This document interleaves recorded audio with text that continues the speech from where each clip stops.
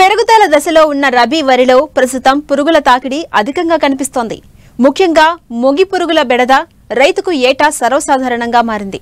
వీటి ఉధృతి వల్ల 10 నుంచి 30% దిగుబడికి నష్టం వాటిల్లే ప్రమాదం ఉంది. నివారణకు పురుగు మందులు పిచికారీ ఒకటే పరిష్కారం కాదు. సమగ్ర సస్యరక్షణ పద్ధతులను ఆచరించి తక్కువ ఖర్చుతో వీటిని సులభంగా అరికొట్టొచ్చని తెలియజేస్తున్నారు వరంగల్ ప్రాంతీయ వ్యవసాయ పరిశోధనా స్థానం శాస్త్రవేత్త శ్రవణ్ కుమార్.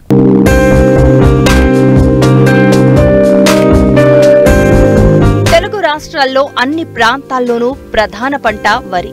నాటు నుంచి కోత దశ వరకు కూలీల కొరత, సాగునీటి ఇబ్బందులతో అనేక సమస్యలను ఎదుర్కొంటున్న రైతుకు చీడపీడల నివారణ కూడా పెద్ద సవాల్గా మారింది.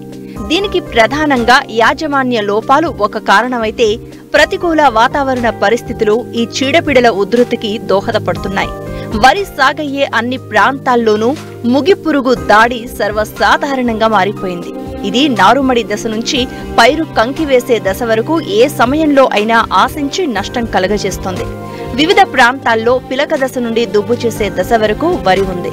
ఆలస్యమైన ప్రాంతాల్లో అక్కడక్కడ ఇంకా నాట్లు వేస్తున్నారు. అయితే ఈ సమయంలో మొగి పురుగును ముందస్తుగా అరికట్టేందుకు తీసుకోవాల్సిన జాగ్రత్తల గురించి తెలియజేస్తున్నారు వరంగల్ ప్రాంతీయ వ్యవసాయ పరిశోధనా స్థానం శాస్త్రవేత్త శ్రవణ్ కుమార్. ముఖ్యంగా ఈ ప్రస్తుత పరిస్థితుల్లో వరిని కాండం తొలచు పురుగు అనే పురుగు మనకి ఆశించి నష్టం చేయడం మనం గమనిస్తున్నాం. మనకి ముఖ్యంగా ఈ కాండం తొలచు పురుగు లేదా మొగి పురుగు యాజమాన్యం గురించి తెలుసుకోవడం చాలా ముఖ్యము.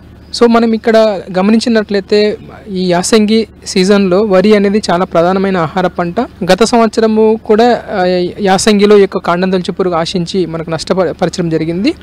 ఈ సీజన్లో ముఖ్యంగా ఆఖరి వరకు మనకు వ్యవసాయ శాఖ గణాంకాల ప్రకారం సుమారుగా ఒక 30 లక్షల ఎకరాలలో ఈ యొక్క వరి సాగు అనేది చేపట్టడం అనేది జరిగింది. ఇంకా కూడా చాలామంది రైతులు నాటు వేయడం అనేది మనం చూస్తున్నాం. సో సుమారుగా 30 లక్షల ఎకరాల పైనే మనకి మన తెలంగాణ రాష్ట్రంలో వరి సాగు అనేది మనము చూడవచ్చు. ప్రస్తుత పరిస్థితిలో వరి పంట ముఖ్యంగా పిలక దశలో ఉంది. చాలా చోట్ల కొన్ని చోట్ల దుబ్బు చేసే దశలో ఉంది. ఈ సీజన్లో మనకి చాలా చోట్ల వరి పంటను ఈ యొక్క కాండం తొలచు పురుగు లేదా మొగి పురుగు అనేది ఆశించి నష్టం చేయడం గమనించడం జరిగింది. ఇది మనకి వరిలో చాలా ప్రధానమైన పురుగు. మనకి అట్లాగే ముఖ్యంగా ఖరీఫ్ సీజన్లో అట్లాగే యాసంగిలో 2 సీజన్లో కూడా ఇది ఆశించి నష్టం చేస్తుంది. ముఖ్యంగా యాసంగి సీజన్లో ఈ యొక్క మొగి పురుగుకి అనుకూలమైన వాతావరణం ఉండటం వల్ల ఇది మనకి వరి పంటను వివిధ దశల్లో ఆశించి మనకి నష్టం చేస్తుంది. దీని గురించి మనము కూలంకషంగా తెలుసుకున్నట్లయితే మనము ఇది రెక్కల పురుగు సంబంధించిన పురుగు. ఈ యొక్క మొగి పురుగు లేదా కాండం తొలచు పురుగుల జీవిత చక్రంలో మనకి 4 దశలు గమనించవచ్చు. ముఖ్యంగా రెక్కల పురుగు దశ, అట్లాగే గుడ్డు దశ, తర్వాత లార్వా దశ, అట్లాగే ప్యూప దశ. ఇట్లా మనకి చాలా రకాల పురుగులలో ఈ 4 దశలు మనము గమనిస్తాము. దీంట్లో మనకి ఈ కాండం తొలచు పురుగులో లార్వా దశ అనేది మనకి పంటకు నష్టం చేసే దశ. ఈ రెక్కల పురుగులు మనం గమనించినట్లయితే ఇవి మధ్యస్థంగా ఉంటాయి. ఎండు గోధుమ రంగులో కానీ పసుపు రంగులో కానీ ఉండి తల్లి రెక్కల పురుగులు అయితే ముందు రెక్కలపై మనకి మచ్చలు గమనించవచ్చు. ఈ యొక్క తల్లి రెక్కల పురుగులు అనుకూల వాతావరణ పరిస్థితులలో మనకి మొక్క నారులో అయితే అది ఆకుల చివర్లో అట్లాగే ఆకుల మీద మనకి గుంపులుగా గుడ్లు పెడుతుంది. ఈ గుంపులుగా గుడ్లు పెట్టిన వాటి మీద గోధుమ రంగు వెంట్రుకలతో కప్పివేసి అది మనకి ఒక్కొక్క తల్లి రెక్కల పురుగు 2-3 చోట్ల మనకి యొక్క గుడ్లను పెట్టడం జరుగుతుంది. ఈ గుడ్ల నుంచి మనకి సుమారుగా వారం 10 రోజులలో ఈ యొక్క లార్వా పురుగులు బయటికి రావడం జరుగుతుంది. ఆ వచ్చిన లార్వా పురుగులు మనకి పంటకు నష్టం చేయడం మనము చూడవచ్చు. ఈ లార్వా అనేది గుడ్ల నుంచి బయటికి వచ్చిన తర్వాత కనుపుల దగ్గర నుంచి లోపలికి వెళ్ళిపోయి కాండాన్ని కొరికి వేయడం వల్ల మనకి మొవ్వు అనేది చనిపోవడం జరుగుతుంది. మధ్యలో ఉండే కాండం చనిపోతుంది. దాన్ని మొవ్వు చనిపోవడం అనేది అని పిలుస్తారు. ముఖ్యంగా ఆ మొవ్వు అనేది ముందు పసుపు రంగులోకి మారిపోతుంది, తర్వాత ఎండిపోతుంది. దీన్ని పీకినట్లయితే మనకి సులువుగా చేతిలోకి రావడం జరుగుతుంది. యాసంగి వరిలో అధికంగా ఆశించే మొగి పురుగు పూత దశలో కనుక ఆశించినట్లయితే తెల్ల కంకులు ఏర్పడే అవకాశం ఉంది. దీనిని గుర్తించిన వెంటనే నివారించకపోతే తీవ్రంగా నష్టపోయే ప్రమాదం ఉంది. దీని నివారణకు ఎలాంటి రసాయన మందులు పిచికారీ చేసి అరికట్టాలో ఇప్పుడు చూద్దాం.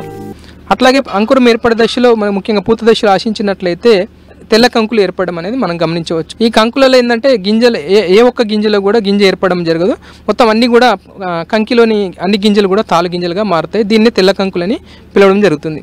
ముఖ్యంగా రైతులు సరైన పోషక యాజమాన్యం చేపట్టినప్పుడు, అంటే సరైన ఎరువులు సరిగా వాడినప్పుడు, కాండం బలహీనంగా ఉన్నప్పుడు, అట్లాగే తేమ శాతం, గాలిలో తేమ శాతం ఎక్కువగా ఉన్నట్లయితే, ఉష్ణోగ్రత తక్కువగా ఉన్నప్పుడు ఇది ఎక్కువగా వచ్చే అవకాశం ఉంటుంది. ముఖ్యంగా యాజమాన్య పద్ధతులు మనం గమనించినట్లయితే, నారుమడిలో మనము నారు పీకడానికి ఒక వారం రోజుల ముందు నారు కొనలు తుంచి నాటు వేసుకోవాలి. అట్లాగే రసాయనేతర పద్ధతులు వచ్చినట్లయితే లింగాకర్ష బుట్టలు కానీ లేదా దీప పెర్రలు, అట్లాగే సోలార్ దీప పెర్రలు పెట్టుకొని మనం మొగిపురుగు యొక్క రెక్కల పురుగు ఉనికిని మనం గమనించుకోవాలి. దాన్ని బట్టి మనము యాజమాన్య పద్ధతులు చేపట్టవచ్చు. అట్లాగే లింగాకర్ష బుట్టలకు వచ్చేసి ఒక ఎకరానికి 3 చొప్పున లింగాకర్ష బుట్టలు పెట్టుకొని ఈ యొక్క రెక్కల పురుగు ఉనికిని మనం గమనించుకోవాలి. ఒక వారం రోజుల్లో ఒక్కొక్క బుట్టకి 25 నుంచి 30 మగరెక్కల పురుగులు మనం గమనించినట్లయితే ఇమీడియట్గా మనము సస్యరక్షణ చర్యలు మనము చేపట్టాలి. ఈ విధంగా మనము వివిధ పద్ధతుల్లో ఈ యొక్క పురుగును గమనించుకుంటూ మనకి యొక్క సస్యరక్షణ చర్యలు చేపట్టాలి. మనకి రసాయనిక మందులకు వచ్చేసి పిలక దశలో మనకు నారుమడిలో నారు పీకడానికి ముందు వారం రోజుల ముందు ఎకరానికి సరిపోయే నారుమడిలో ఒక 800 గ్రాముల కార్బోఫ్యూరాన్ 3G గుళికలు కానీ, ఒక 600 గ్రాముల ఫిప్రోనిల్ గుళికలు కానీ నారుమడిలో చల్లుకోవాలి. అట్లాగే నాటు వేసిన 15 రోజులకి రకరకాల గుళికలు మనకి అందుబాటులో ఉన్నాయి. ముఖ్యంగా వాటిలో కార్బోఫ్యూరాన్ 3G గుళికలు ఎకరానికి 10 కిలోలు కానీ, అట్లాగే కార్టాప్ హైడ్రోక్లోరైడ్ గుళికలు ఎకరానికి 8 కిలోలు కానీ, క్లోరంటా నిలిప్రోల్ గుళికలు ఎకరానికి 4 కిలోల చొప్పున బురద పదంలో మనం పొలంలో చల్లుకోవాలి.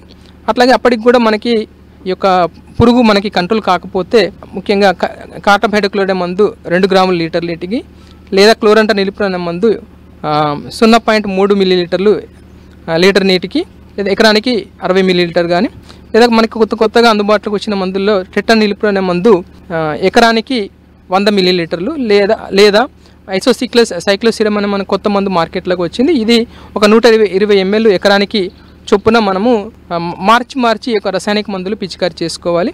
అట్లాగే పిలక దశలో వచ్చిన మొగిపురుగు మనం సరిగ్గా కంట్రోల్ చేయలేకపోతే అంకురం ఏర్పడే దశలో ఇంతకుముందు చెప్పిన మందులు ముఖ్యంగా ఐసోసిక్లోసిరమ్ కానీ, లేదా టెట్రా నిలిప్రోల్ కానీ, కార్టాప్ హైడ్రోక్లోరైడ్ కానీ, క్లోరంటా నిలిప్రోల్ అనే మందులను మనము నిర్దేశించిన మోతాదులో పిచికారి చేసుకున్నట్లయితే ఈ యొక్క మొగిపురుగును మనం సమర్థవంతంగా అరికట్టవచ్చు. ముఖ్యంగా వీటితో పాటు బయో కంట్రోల్ మెథడ్స్లో ముఖ్యంగా ట్రైకోగ్రామా గుడ్లను ఎకరానికి 20,000 చొప్పున వాడుకోవచ్చు. సో ఈ విధంగా రైతు సోదరులందరూ కూడా ఈ యొక్క మొగిపురుగు యాజమాన్య పద్ధతులు ఈ విధంగా చేసుకున్నట్లయితే సమర్థవంతంగా అరికట్టవచ్చు, మన యొక్క మొగిపురుగు అరికట్టవచ్చు. ముఖ్యంగా కాండం బలహీనంగా ఉన్నప్పుడు ఈ మొగిపురుగు ఎక్కువ వస్తుంది కాబట్టి నిర్దేశించిన మోతాదులో మనకి నత్రజని కానీ, భాస్వరం కానీ, పొటాష్ ఎరువులు కంపల్సరీగా వాడాలి. అట్లాగే మొగిపురుగు ఏవైతే వాడితే మనకి అది కంట్రోల్ అవుతుందో ఆ మందులు వాడి ఆ మొగిపురుగును కంట్రోల్ చేసుకోవాల్సిందిగా కోరుచున్నాం.